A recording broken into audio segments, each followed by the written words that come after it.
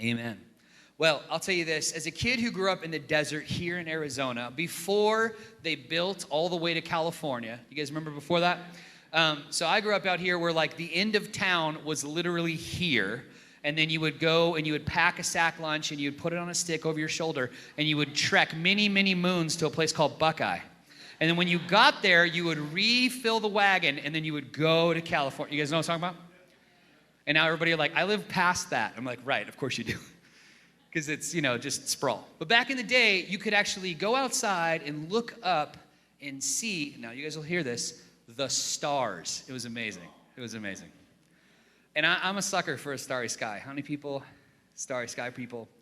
How many people are like, no, never seen it. All I see is streetlights. Yep, that's all right. That's all right.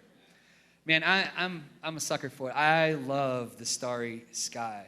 I love when you get really far out, if you really are away from the city, you can kind of see in this next image where you really see the brilliance of all the stars that light it up.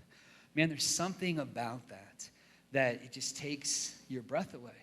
And it really kind of puts into perspective the greatness of our God.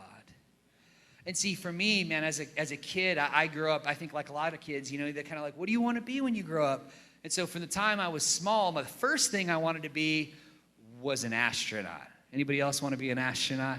Man, the idea of going out into space and to being this explorer and kind of a hero and kind of all those things. And man, I was like, this is it. And then I turned 6 and I wanted to be a lawyer. But before that, I wanted to be an astronaut. And the reason is because of all those things. You get to see things that no one else has seen. Man, I love to follow NASA and ESA and these other space agencies because the pictures they put up are so breathtaking of the worlds and the universes that are outside of even where we are in our part of this thing in space.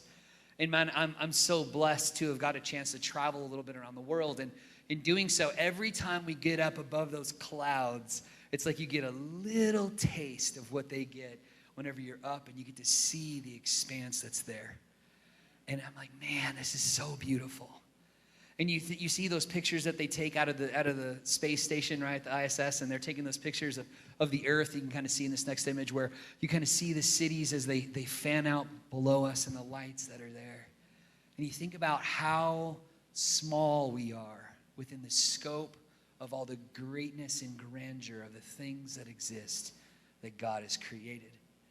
And it's amazing, and it's awesome, right? That's what it really means. It's awesome. Like, it's full of this awe and this wonder. You see these things that are far off, like the Hubble telescope takes, and these universes become swirls, and they become all sorts of different things. And it's amazing.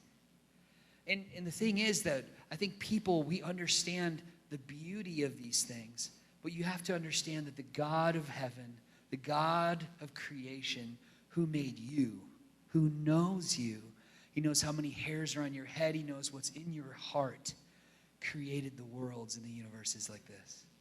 And this great God still cares about what you are going through. And to me, that is amazing.